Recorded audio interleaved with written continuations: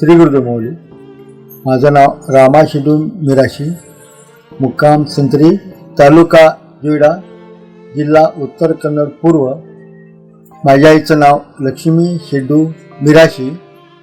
यांचं 20 जून 2025 रोजी यांचा SDMC हॉस्पिटल धारवाड येथे मृत्यू झाला.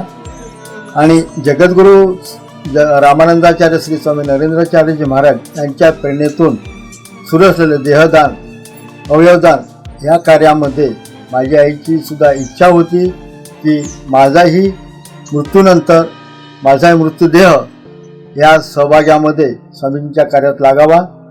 आणि मी देहदान व नेत्रदान अवयवदान करून SDMC धारवाड येथे सुपूर्द केलेलं आहे. श्री गुरुदेव.